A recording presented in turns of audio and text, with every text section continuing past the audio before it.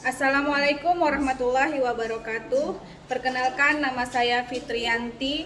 Saya merupakan mahasiswa PPG Universitas Negeri Malang kategori 1 Program Studi Pendidikan IPA tahun 2022. Saya mengajar di SMP Negeri 1 Jayapura. Mengikuti program profesi guru di Universitas Negeri Malang merupakan suatu hal yang membanggakan bagi saya, karena banyak hal, ilmu, dan pengalaman yang saya dapatkan.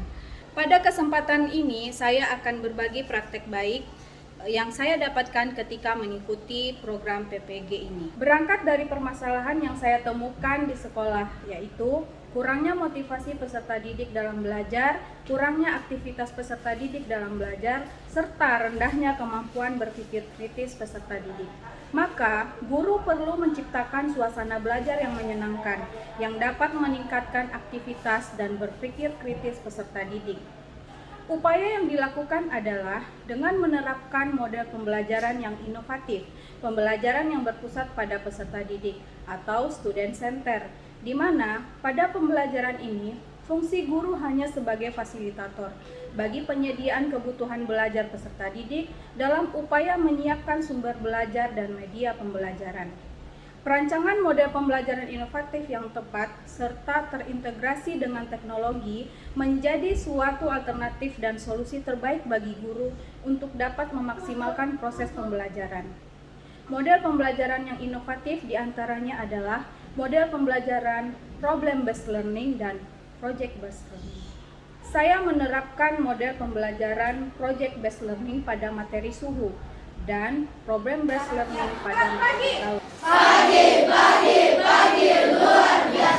Di awal pembelajaran, saya memberikan motivasi kepada peserta didik berupa yel-yel penyemangat agar mereka lebih bersemangat mengikuti pembelajaran.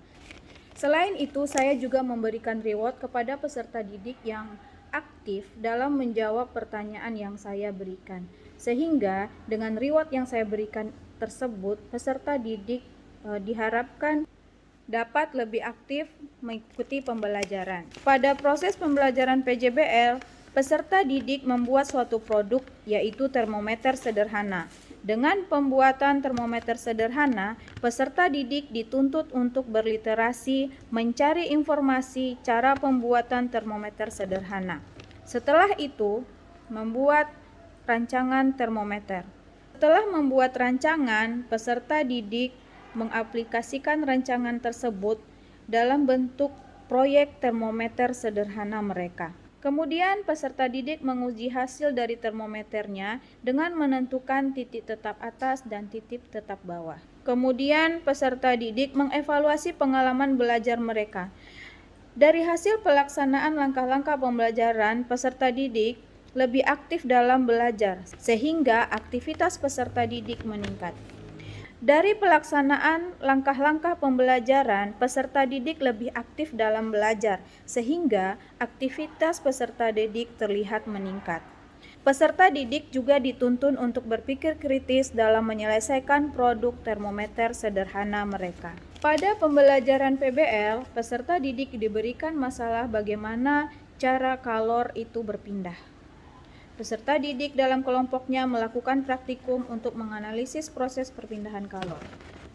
Pada tahap presentasi, peserta didik pada awalnya malu-malu untuk bertanya kepada kelompoknya yang presentasi, tetapi setelah dipaksa untuk bertanya, barulah banyak yang bertanya, sehingga diskusi kelompok menjadi lebih aktif. Pada bagian refleksi pembelajaran, peserta didik terlihat senang dengan pembelajaran yang mereka ikuti, terbukti dari ekspresi refleksi emoji yang mereka gambarkan.